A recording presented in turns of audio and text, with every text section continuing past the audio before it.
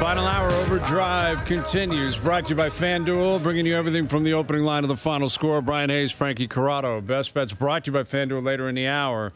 Scott Vail will join us later in the hour. Chris Johnston coming up here in a moment. CJ's a big Cowboy fan, too. Yeah. I'm sure he's happy about CeeDee Lamb. Dude, I think you're going to get a scowl pretty soon from a friend of yours because we haven't mentioned him yet. Who's that? Tux.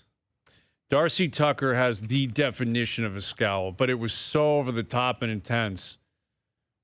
How did we not I don't even know how that? to describe that. How do we not think of it, though? We've been talking about scowls. Yeah. It's like that guy, like that is the scowl. Yeah, If Tucker you look it up in the dictionary, there's a picture of Tucker in a penalty box somewhere scowling at multiple people.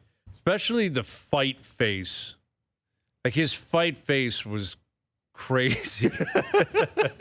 He was crazy all the time on the ice, but the fight face in particular, you're like, dude, what is going on here? I feel like I have memories. Look at that. Look at that scowl. I have memories of him just sticking that scowl out, basically saying, go ahead, punch me. Yeah, if he you would want just a shot, eat let's punches go. and then turn around and start throwing haymakers. Yeah, basically, whenever you're ready, let's make things happen. And he might throw a haymaker your way for not acknowledging the scowl earlier on. That's my bad. I was thinking more coaches, but Tux would definitely apply.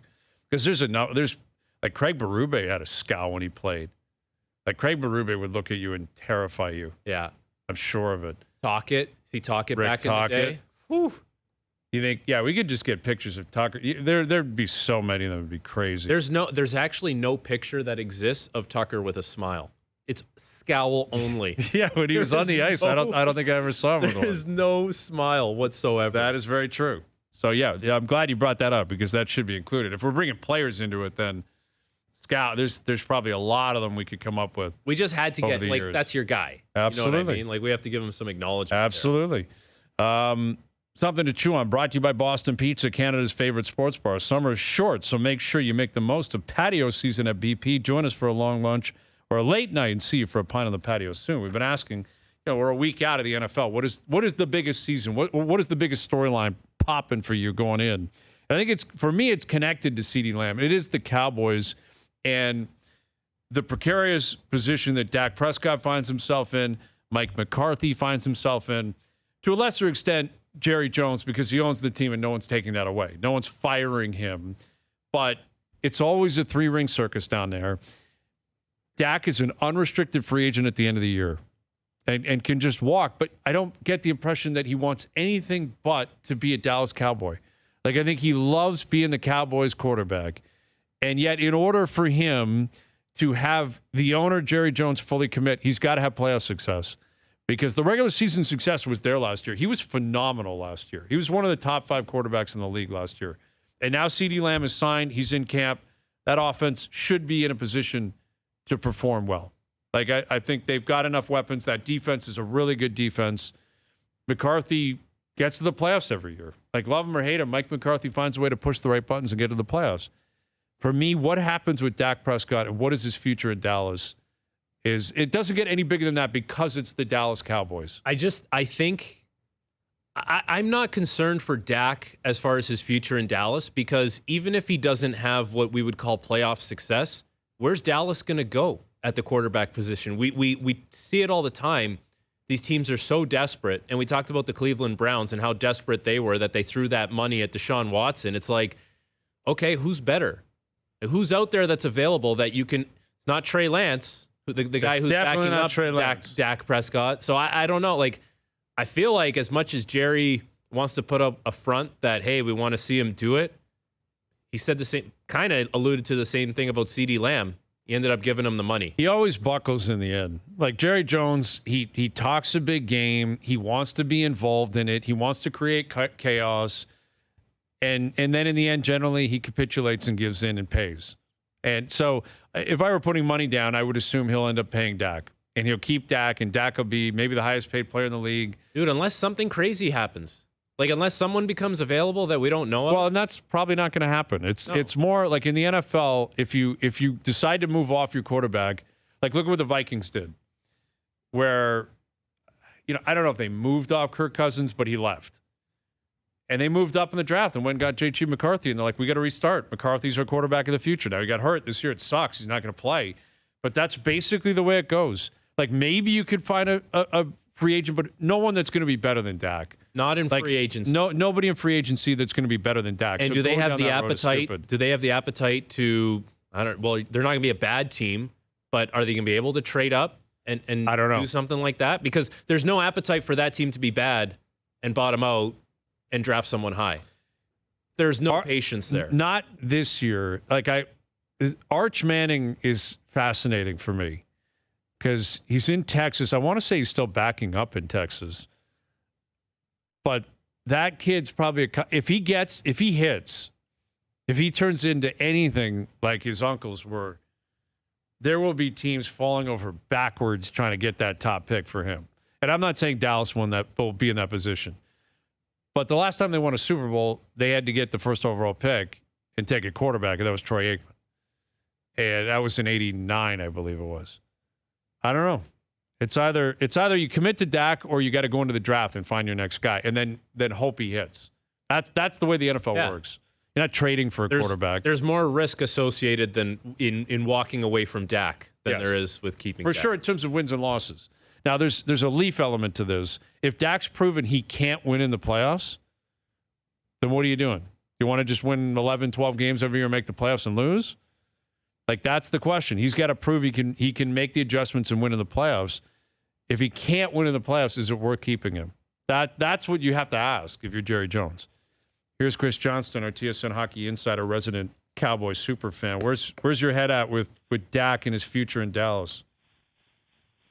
I'm not a fan, if I'm going to be honest. He's been broken too many times by Dak, and so I'm in the camp that wouldn't mind seeing them move on at some point, but obviously the organization isn't listening to me on personnel moves at this point. Yeah, still, you got an opinion. You're a fan. You're a legitimate fan. I like it. I fall in line with that too. I mean, if he can't get it done in the playoffs and in the biggest moments, you're just knocking. You're I don't know what you're asking for. Regular season success, basically. But like I said, there does seem to be a parallel up here in Toronto, doesn't there? CJ, is Dak Prescott the core four of the NFL? You can make the case. I mean, certainly the Cowboys have had a number of encouraging regular seasons under him and really have not achieved much come playoff time. And when you compare the market size, the interest in the team, the kind of history of the organizations, I can understand the parallel with the Leafs being a team that have won, in the top 5 of games, I think the last 7 regular seasons combined. But, just have that one playoff series victory to show for it with his core. You kind of surprised that it's been a little bit of a quieter summer when it comes to personnel changes for the Leafs, CJ? I know, the Matthews captaincy is a big deal, but, outside of July 1st, we really haven't seen much happen. Yeah, I mean, I don't know if I'm surprised just because it did seem to be heading in this direction for a little while now. But, certainly if we rewinded to, the feeling I had while watching the Boston series or those initial days of the offseason, hearing the senior management speak, at the locker breakdown day in May. I mean, at that point, it did seem like there was going to be, maybe some more significant changes to the roster. But, that being said, they still have made some changes. And I think one way or another, we could be heading in that direction just, even at this point with you've got John Tavares, Mitch Marner among the players that are currently entering their final season under contract. It does feel like the ground will shift even more, and I do think we've seen some of the start of that this offseason. But, I can't say I'm surprised, I guess, right now, but I would have thought, going back 3 or 4 months that we were going to see maybe something more consequential done to one of the core pieces on the team. Yeah, and I think when they get back into camp and they start playing again and the building's packed again, I guess that would be the perfect time to attack ownership on the idea of keeping everyone together. Like if you're ever going to commit, continually commit to the core, the time to do it is in October and November, right? As far away from playoff failure as you can get. When they come out of the gate hot, everyone's playing well, hockey's back, everyone's happy. If you were strategically in the background wondering, okay, we want to keep everyone, but we know we can't do it publicly until the perfect time. Is the perfect time October, November, when everything's rosy and everyone's happy? It could be. Certainly, they're difficult decisions, especially the Marner case, where clearly he's going to be in a position to earn, probably more money on his next contract than he is on this one. And there's cap considerations. Obviously, you've got to get to something that he's comfortable with. I don't know when the perfect time for that is. I mean, the perfect time would be probably after you win the Stanley Cup next June and you make that announcement. But obviously, if you get to that point, there would be natural and real concern that you're going to lose the player for nothing. And that's, kind of where they got to last year with Nylander, where he started the season without an extension done, had such a great start. And, midway through the year, give or take, they did sign him to that extension. But I'm not sure there is a perfect at this stage. I think the perfect is being patient and, being open to some of that change still. I know it could be scary, but, these are, a couple of big decisions for the organization that'll come up. And obviously they're going to try to do everything they can win this year too. And so, I think there's a lot of short-term, maybe smaller changes that we're going to see before the playoffs start next spring. Where do you stand, or where do the Leafs stand on this Nick Robertson situation? It's kind of at a standstill right now. My understanding is Nick Robertson's desire to move on hasn't changed. But the fact remains, he's a restricted free agent. He only has so many rights. Essentially, if he doesn't want to sign a contract and the organization decides not to move him, really all he could do is miss time and try to put pressure on the team that way. But obviously it comes at a cost to him, both in terms of, getting up to speed in training camp and potentially playing games, and obviously the financial cost. And so, I don't know how it will be resolved. But, as we're getting really close to the start of September here, there doesn't seem to be a resolution in sight. And, one thing Brad Treliving said back on July 1st is, the Leafs have a need for Nick Robertson. I mean, he's got a great opportunity this season, both because of, I think, what he showed last year, the fact that you anticipate someone his age to get better, but also, the lack of, they don't have as much depth at left wing as they have in some years gone by. And so, maybe there's a path to rebuild things, but right now, it doesn't seem that there's not an obvious solution out there that I see. And it just appears maybe the game of chicken will go on a little bit longer. Do you think it's one of those situations, CJ, where they show up to camp and they say, this is your spot if you go out there and show us you're capable of it? Or is there more of some PTOs that get signed and maybe they hedge their bets against that actually happening? It could be both. I think you have to have an understanding 100% where things are at with Robertson, because obviously if you're getting to a spot where he actually isn't going to be back next season, you're going to have a little bit more money to play with under the cap and have a bit more of a roster spot to fill, so in the meantime, I think it's fair to assume you'd see a PTO. I mean, those can benefit the team on a number of levels. You get a free look at a player. You get veteran players in that help you reach the minimum when you're playing all those preseason games. So I think a lot of it will hinge on how exactly it unfolds with Robertson. And, they've got 3 weeks or so from now, a little bit more before camp opens, I think, to get that clarity before deciding where to go. But, I mean, the fact of the matter remains that there's not really a ton of options on the open market unsigned at this point in time. There's not a lot of obvious upgrades or anything like that. I mean, you're looking at players that are depth options, veterans trying to squeeze another year out of their career. And so, there's probably a number of ways that they can address that hole if there is one. But I think first they have to determine if there's actually going to be a hole there for sure. With Chris Johnston, our TSN Hockey Insider. So last week, Patrik Laine ends up getting acquired by Montreal. We had Don Waddell on the show a couple of weeks ago. He was very honest and made it pretty clear. Like, Laine, he didn't want to be at Jacket anymore. They didn't want him to be there anymore. A couple of teams were kicking tires. The Habs end up stepping up. I'm more intrigued, again, by the fit in Montreal. I know, Frankie, you were a fan of this deal, of giving him a shot in Montreal. I am not necessarily from Montreal's angle. I don't quite understand it. I don't think they're going to be any good for the next 2 years. I think cap space can be a weapon. He plays the wing. I think they have a lot of scoring wingers. I think they need help up the middle of the ice. And I just don't know if he's a guy that can be consistent, wants to play, wants to be anywhere. Like, you didn't want to be in Winnipeg, didn't want to be in Columbus. Now you're in Montreal. You got a lot of young kids, impressionable kids. Is he a leader? I don't know. I don't see that. Where do you stand on this? Like, what the reasoning for Montreal to bring in Patrik Laine and why they think this can work? Well, I agree with a lot of what you're saying there, but I think you could take the counter view of it and say, well, what do you really have to lose? I mean, Montreal certainly as a team, if you look at the areas they have to improve, they have to score more goals. Yep. And when Patrik Laine has been at his best, obviously that's something he's done, at times among the best players in the league.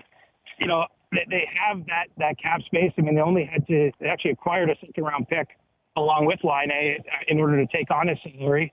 And, this could be a stroke of genius if he can rediscover his game. I mean, maybe in 2 years' time, at minimum, they're trading him away for something of use if he really hits, or perhaps there's a longer-term fit. I kind of feel like it's relatively low risk. I mean, there's certainly risk in the amount of money he's going to be paid. And if you're the GM or the president of the team, you've got to answer the owner if this blows up in your face because he's owed 17 or 18 million, real dollars over the next 2 seasons. But, beyond the financial cost, I mean, you basically got the player for a really low acquisition cost.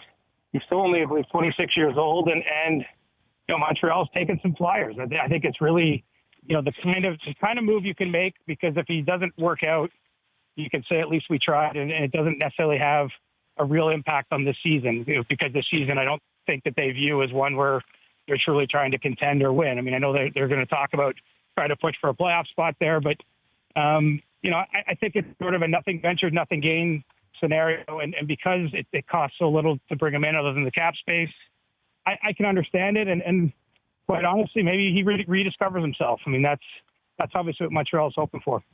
Is there an RFA situation, CJ, that maybe is the most intriguing for you? Like Jeremy Swayman is still not signed, and he's a guy who didn't file for arbitration. Maybe he tried to leave the door open for someone to give him an offer sheet. That obviously hasn't happened yet. Cole Perfetti's still not signed, and Winnipeg, Moritz Seider. Like there's some bigger names out there of RFAs that aren't signed yet, and we're getting close to September. Anything that really sticks out for you?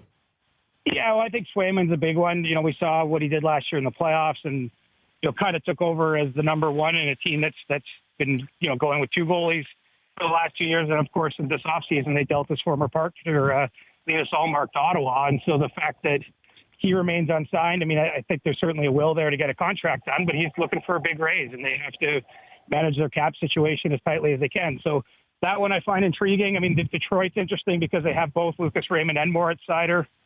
They do have the cap space, I believe, to sign those players, but you're going to be looking at likely some big contracts, and the fact that there's 2 players as we're creeping closer to camp, I think, could be one to watch. But I think there's 20-odd RFAs still unsigned right now, and so we'll talk a lot about Robertson, obviously, being here in Toronto, but there's some decent names out there, and historically we've seen players miss camp, and even a few miss some games while trying to work these things out. And I would just think right now with the number of players, it points to the fact that I think at least a couple of these will drag into some meaningful time on the NHL calendar. Yeah, the Swayman one's interesting because he knows he's got him now. They traded Ullmark, right? Like they're committed to him. He's their guy. And he's young, and he put up phenomenal numbers last year. He basically punted Ullmark from the rotation in the playoffs because of how well he played. And, I'm seeing some reports out of Boston that he might be asking for upwards of $10 million a year. You don't see that a lot, CJ, from goalies. Like usually goalies are not the ones that are like combustible contract negotiations, but why not? If this was the equivalent up the middle of if this was a center who was capable of scoring 40 goals and 90 points, he'd be asking for a boatload of money. Sure. And let's see where he actually ends up. I mean, we might be in that point of negotiations where the leaks aren't 100% accurate, but I mean, right. Look, it only stands to reason he's going to want to be paid among the best goalies in the league. I mean, goalies have had a tough time getting bigger contracts. I mean, outside of some of the obvious guys like Carey Price back when he was playing, or Vasilevsky. U.S.A Saros got a decent deal in Nashville this summer. But I mean, goaltenders, we see a lot of teams going sort of cheaper on goalies, and Swayman's a young guy. He's got a lot of confidence. I mean, that's how he plays. That's how he carries himself. And he looks like the real deal. And so, of course he's going to squeeze the Bruins because he does have some leverage, knowing that they don't really have a fallback plan here. There's no one else in the organization that they would be more comfortable starting opening night with. There's no obvious player to go try to acquire or sign if he doesn't get there. So, I actually think even though he's a restricted free agent, just given the nature of the position he plays and where the organization sits from a depth perspective, he has a ton of leverage in the negotiation. And, I would expect him and his agent to use that to try to maximize what he can get on that next deal. I don't know how you guys felt, but I found it interesting that Jim Montgomery basically said that, once training camp opens, he's going to be here. Like, is that not kind of negotiating? No, I don't know if it's tampering. I feel like it's negotiating against your GM. Like, basically putting the word out there that if it gets to crunch time, we're going to meet your number, because we're not going to have a training camp on a team that has Stanley Cup aspirations without our number one star goaltender. Like, is that not how you interpret that? Like, once we get to the night before, if the number is, Swayman says this is the number, guys, I have a feeling they're just going to meet it. Right. I mean, maybe it's putting some pressure on the GM. Maybe it's Jim Montgomery being part of conversations with the GM where he's been assured, look, I mean, this isn't, we haven't found any deal yet, but this is not, there's no bad blood here. We're going to find a way to make this work. We're, both sides, want to make sure that this season gets to a good start. I mean, it could be any number of things, but, that's why the opening day camp is really the first kind of hurdle. It's not a deadline per se, but, once players missing camp, I mean, it can sometimes, basically quiet negotiations, and sometimes players do that to force their hand. I mean, we saw it all those years ago with Nylander here in Toronto. He went all the way to December 1st, the deadline, before signing his deal. But, it's difficult, I think, for either side to think about that, especially when you're talking about a key player on the team like Jeremy Swayman is. And so, there's lots of time to get the deal done. But if anything goes sideways, if discussions take a turn, I mean, that's where you get some motion into it. And, missing camp and then missing, obviously, a regular season game is when the real pain starts to be felt in terms of the team and the player side of things. Absolutely. All right, CJ, it's getting close. NFL, NHL, we're going to be rocking here soon, buddy. Thank you for doing this. All right, I'm ready. Thanks for talking, guys. You got it. Chris Johnston, our TSN hockey insider. Yeah, that's an interesting comment from Montgomery, though, that I guess it could go either way. It could be putting pressure on the player, too, a little bit. Like, hey, you got to be here. You got a responsibility to your teammates. For sure, Get the job done. Get in here. You're the goalie. I just, after the culture that they've built in Boston, where so many guys have taken less to stay there in the name of, the team and having success, I have a hard time believing that one guy is just going to say, I'm going to break that. You know what I mean? Like, it would have been drilled over the head for him his whole time there. I feel like he knows the number, and he's like, this is, it's like market value. Not asking for more than that. And I think Pasternak got that. He got market value. Would he get $11.6 million? That's a huge amount of money. You could argue he could be worth more. Oh, absolutely. But he didn't fall by the wayside like Marchand did or Bergeron. He didn't sign some 8-year deal at 8.5 to make sure the Bruins culture stayed intact. I think Pasta kind of said, we're doing this differently now. And then McAvoy, and now it's probably Swayman. Like that team, their future is like Pasternak, McAvoy, Swayman. That's their three. Yeah. And like Marchand is 35 or 36. And, Zach is pretty good, and he's young. He's relatively young. But that's not like a cornerstone piece. No. Your three cornerstone piece, it's Pasternak, McAvoy, Swayman. That's what you're building. A forward, a defenseman, and a goalie. An elite 60 goal scoring forward, an elite number one defenseman, and elite number one goalie. It's a really good core to have. That's why I have a hard time believing the goalie's asking for $10 million. Maybe he is, but that seems like a lot for a goalie. It is, but that's another Bob thing. Bob makes 10. Carey Price made 10. Shesterkin's, there are reports Shesterkin's not taking anything but 14% of the cap or whatever it is. I've read that. I don't know how accurate it is. But they're getting nervous, I think, in New York that Shesterkin's he's not signing for 9.5. He's going to want $13 million a year. And what do you do? I mean, it's the most important position.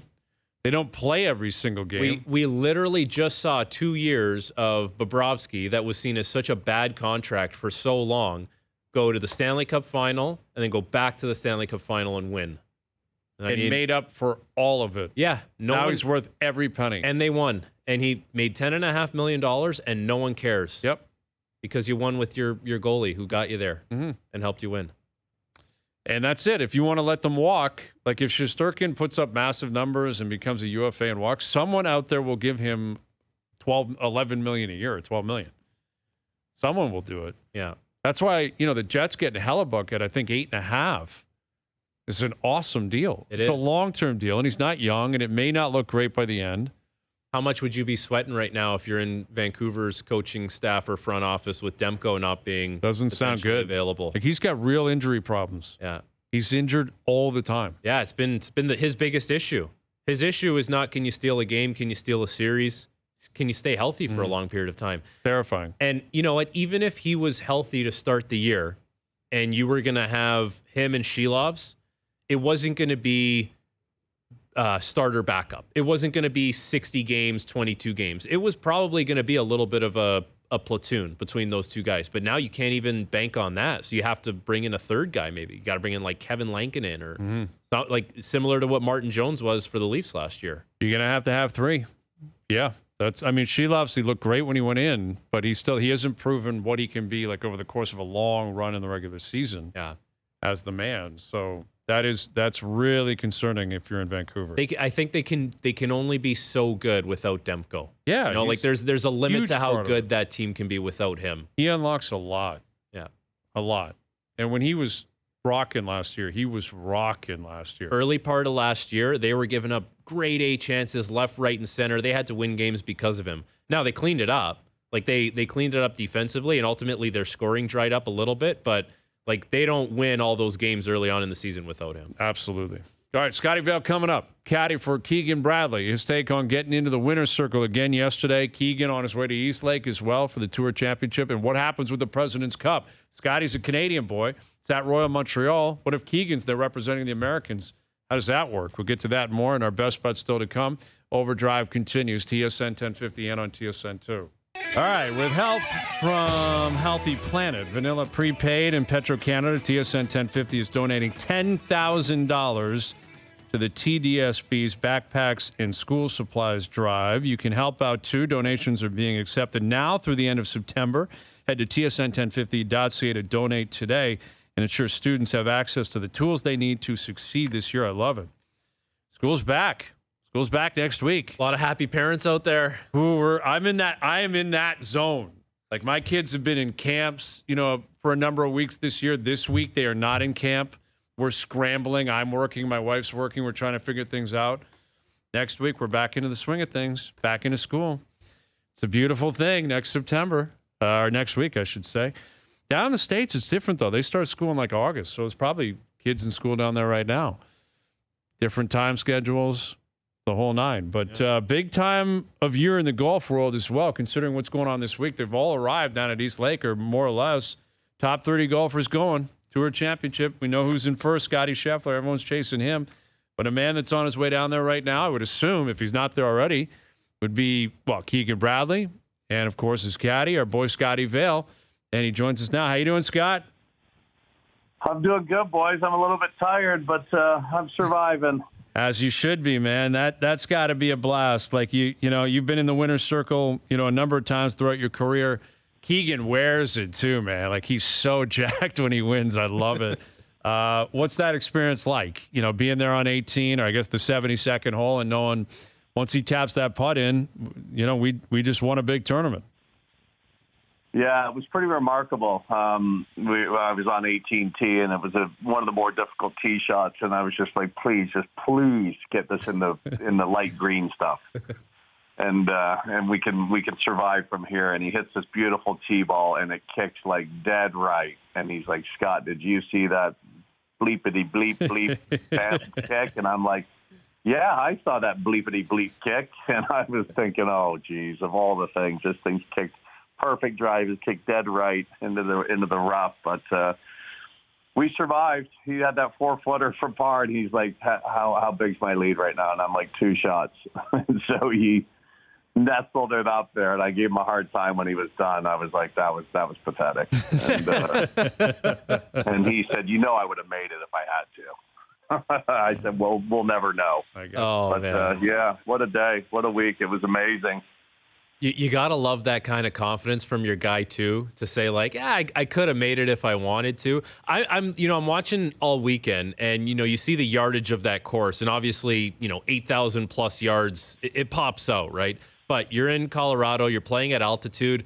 Maybe just talk to us a little bit about the adjustments that you have to make when it comes to the yardages and, how you kind of relay that message to your guy.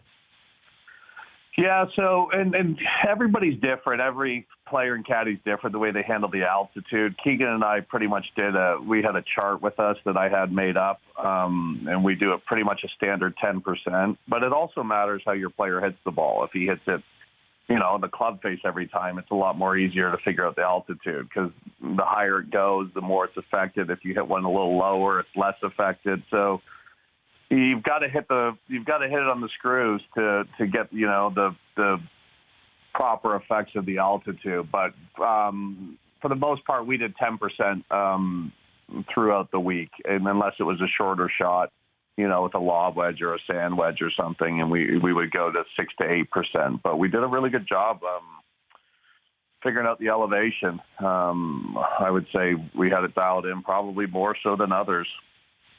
I would say so. And, probably, I don't know if there was a signature shot necessarily, but I think Keegan might say that 5-iron on 17, where it was incredible TV because they caught you guys going back and forth. And, Scotty, you were getting a ton of TV time, man, and name drops yesterday. I don't know who you got to pay, Dan Hicks or someone, but NBC was all over it. Scott Vail was everywhere. And you guys were going back and forth, hitting into that par 5 on 17, and he hit that 5-iron flush. And oh, my God. Yeah, did he because were you pushing for him to hit a 4-iron there? What happened there? Well, so it's such a tedious shot. You've got to get it over the bunkers. We know the bunkers aren't good. Long's not great. The green's rock hard. It's downwind. There are so many factors. You're at elevation. And I knew you know your player so well. I knew he wanted to hit 5-iron, and I was sitting on the fence with 5-iron. I wanted to make sure I got it over the bunkers, or he got it over the bunkers, and we could chip it if it was over the green. But obviously, you didn't want to hit it over the green either. But yeah, he was definitely on 5 the whole way. I wasn't quite sold on it as much as he was. I was probably 75%.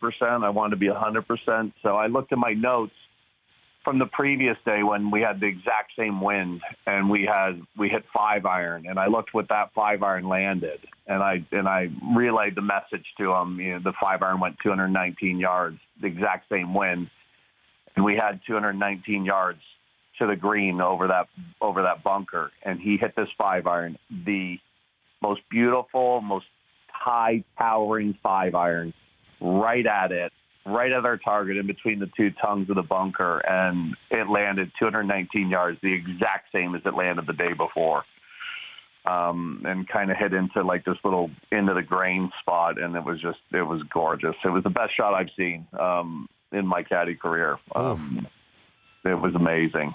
Yeah, it worked out, man. And it looked like he kind of lagged that eagle putt too, because why wouldn't you? I don't know if he was going for it or not. I know it was a downhill putt, but like you said, he left 17 with a 2-shot lead. Like, what's the mentality there? Do you say, hey, try to hit it? We're 3 shots, or do you say, be careful with this, don't let it get away, make sure we at least take a 2-shot lead?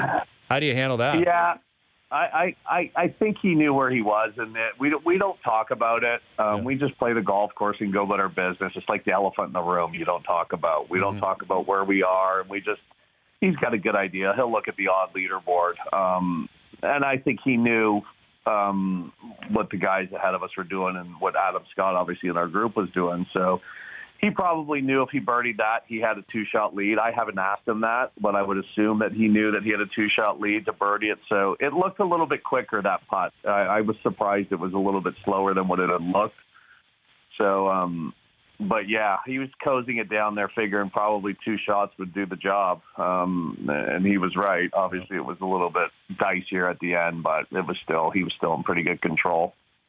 How confident were you guys going into this tournament? I think Keegan has shown now that when he's playing in, some of the most elite fields on the PGA Tour, he can prevail. And, he was the last one in, but he's the one who ends up winning. How confident were you guys leading up to this?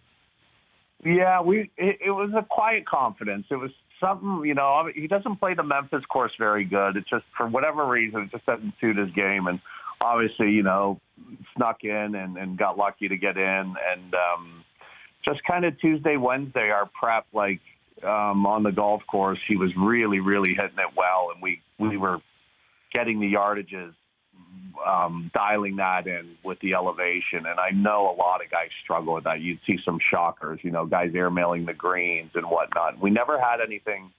We had one little one in the practice round, but besides that, we were like dialed in with the elevation. And he was hitting it really good, and he was putting it good, and it was just a good course setup. You could just, some weeks you just kind of get a feeling that it's going to be a good week. And kind of had that feeling early in the week. We went to I'm a big Broncos fan, and he's buddies with the coach, Peyton, and so he brought us out to, Keegan took me out because he knows I'm a big fan. We went to their practice last week on the Monday, and it was just a cool vibe for the whole week. The staff, the golf course, his preparation, the way he was hitting it, and the course setup. It was just a magical week. You kind of had that vibe all week, whether we win or not. That's obviously to be determined by week's end, but it felt like it was going to be a good week no matter what. It certainly turned out to be one with Scott Vail, caddy for Keegan Bradley. Keegan just winning the BMW Championship. So now you guys head off to East Lake, and you got the staggered start. Like you mentioned, it's kind of the elephant in the room with the scoreboard when you're out there and you're doing your thing. But what do you make of the Tour Championship in general over the years? The way that they've set this up, where Scotty's going to have a 2-shot lead on Schauffele, and he'll have a lead on whoever else is behind him.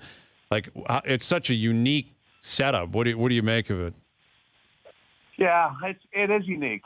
It's different, and I don't know if there's a perfect solution to an ideal situation for it. So it's going to be different. I mean, it's been like that for a couple of years. Mm-hmm. It's going to be different for us because we're only 4 back. I think last year we were 8 back, and obviously less guys to leapfrog. So obviously we're in a better position. They've completely changed this golf course. I don't know. The jury's still out on that. I walked 18 holes today, and it was interesting. I didn't know what was wrong with the old one, but they've decided to change every hole pretty much. So it'll be interesting. Nobody's at an advantage.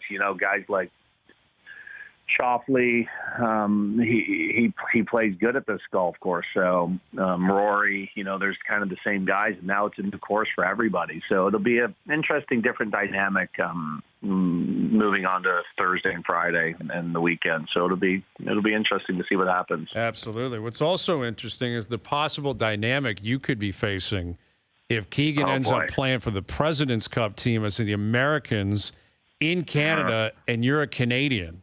So how are you going to handle that if this ends up happening, Scott? I'm going to have to tell everybody that I have an American passport, which I do, and I might have to play this both sides of the fence. I don't know what to do. I'm going to be torn. I said to Keegan last night, we were out for dinner and just had a celebratory dinner, and I looked at him. I'm like, tell me we're not on the Presidents Cup team, please. I can't do this. I can't go to Canada and represent United States. I just can't do it. And he's laughing at me, giggling. He goes, we might be on this team, so you better sit tight here. I think it's got to happen, man. Now that he's the captain of the Ryder Cup team, I mean, how do you not have Keegan Bradley there? He should be. He's played his way onto the team, but he deserves it. I mean, come on. Yeah, I mean, I'm biased. I thought he deserved it last year, and, obviously he didn't have the greatest year this year, but, I mean, if you go based on form and, he's 11th in the world rankings, and I think in that President's Cup list, I think he's in the top 10, maybe 9th or 10th. So if they go down the list, I would pick him. I mean, he's a bulldog. He's fiery, and I think the American team needs something like that. In their team room, whether it's either captaining or coaching it. I think either or. I know he's the assistant captain as of now, so I don't know if that role changes. The whole dynamic, but it'd be hard to leave him out of this. Scott, you talk about the elephant in the room, and I think, some of that is the live golf players and how it comes to, how that pertains to the President's Cup. I'm just curious, from your perspective, you guys are on the road. You're so busy with what you're doing and practice rounds and the tournament itself. Like, how much do you guys actually pay attention to what's happening on live golf and how those players are doing? I think it's different based on whether you have friends out there. My case in particular, I have a couple of good friends that Caddie out there, so I'll follow it. I think some guys fall in a lot more than others. So it's, who's playing good if they're out there. But everybody's different. Well, Scotty, what's the plan this week, man? You guys are going to be chasing it, obviously, and then you take a break, wait to see what happens with the Presidents Cup. But how do you, I guess we'll get you out of here on asking you how you get back onto the horse. You guys have done it before, but after a win, it's like, I think of it as an amateur player, you birdie something, and the next hole, like, can I keep this somewhere on the face of the earth, please, because I'm riding such a high. Like, how much of it is just, the emotional check before you put the peg back in the ground later in the week? Yeah, I mean, Keegan flew home to spend a day with his family. That'll help him get to see, his boys and his wife. And so he's going to come up tomorrow. I flew over here. I walked the golf course and did all the dirty work in the corners to feed him the puck out, right in the empty net. That's what I tell him. While you're at home, I'm doing the dirty work in the corners. Yeah. But yeah, no, it'll be fine. He'll, confidence is a great thing in this game, and he's obviously feeling it. And he's beaten an elite field last week, with the best players in the world. So I mean, that's only going to help him. I would think the key thing is just to get some rest and just be wary of that. It's going to be hot down here, and we've played a lot of golf in the last month, trying to improve our FedEx number, and fortunately enough, it ended up working out at the last minute. But yeah, just rest and make sure we've got our game plan for the golf course and the new intricacies of it. So rest is probably the most important thing. You get Keegan up to Toronto to our Pilates studio every once in a while, Scotty? We get him up to see Miss Belanger. I would love for him to. I miss her. She messaged me last night. She canceled an appointment on me because she had your wedding to go 2 years ago in Woodbridge. Yeah. But I'll let that one slide, Sally. All right. No problem, buddy. Don't let it happen twice. I might take responsibility for that wedding. Was that your wedding? That was my wedding. Sorry, buddy. It was your wedding. It happened. I've been meaning to give you a hard time about that one. That's all good. You jammed up Scotty. Jammed him up. How could you do that? All right, Scott. Thanks for this, pal. I know it's been a crazy 24 hours, if not more than that. Good luck this week. Thanks, guys. Maybe next week we'll do it again, and we'll talk about all the money I've been making here. Yes, exactly. Please, fingers crossed. One more good week. One more good week. Keep packing that bank account while you can, buddy. Ride the hot wave. That's right. See you guys. Thanks again. You got it. There's Scott Vail, Caddie for Keegan Bradley. Every time his player wins, makes that much more money. Dude, got to get him on, right? Caddie's such a great guy. Yeah. Local guy. I think an Oshawa guy. Big Leaf fan. I used to see him downtown at this Pilates studio. Yeah? Yeah. I used to hear this Caddie's coming in. Like, Caddie Vail. He's keeping it in check. Man of the people. Yeah. All right. Best Bets brought to you by FanDuel. Still to come. Jays Sox tonight. We'll get to that. OverDrive continues. TSN 1050 and on TSN 2. All right, today's Best Bets powered by FanDuel. Make your picks and assemble a same-game parlay and second on the FanDuel Sportsbook app. We were talking about confidence levels, Toronto sports teams in the past, who you feel confident in, which teams you feel confident when they're playing against them, who you're not confident against. I'm always confident when Vladdy's playing against the Red Sox. Mm-hmm. Always. And if it's at Fenway, I'm even more confident, and I think Vladdy is going to cook tonight. Okay, so I got a little parlay. I'm on the over, 9 total runs. That's a fair amount of runs tonight. But I'm on the over. I think both teams are going to score tonight. And I have Vladdy 2+ recorded hits tonight. I could see him going off tonight. I could see him hitting a home run tonight. I'm not going to play that, but I'm going over the number. Parlay with Vladdy to record 2+ hits, paying plus 251. There you go. Best Bets for this beautiful Monday. And they're powered by FanDuel. Download the FanDuel Sportsbook app today and find thousands of ways to play. Please play responsibly. 18+, physically located in Ontario. Fireworks tonight. Anticipating that. That's what I'm hoping for. All right. That's what I'm banking on. I just feel like Jays, Sox, Fenway, and Vladdy loves that park. Loves that park. And I think he's gonna go off tonight. All right, Frankie. Hey. Good seeing you, buddy. Yeah, you too. We'll see you again soon. One more week till it's go time. Yeah. Owen Noodles will be here a week tomorrow. That'd be And the good. kids will be back in school a week tomorrow. It's just a big bonanza next week. Happening. Can't wait. All right, Frankie, good seeing you. It's Frankie Corrado. Thanks to everyone behind the scenes for helping out, everyone for tuning in today. TV, radio, podcast, web. We appreciate it. We're out of here. Enjoy your evenings. Enjoy the games tonight. We're back tomorrow at 4 p.m. We'll chat then.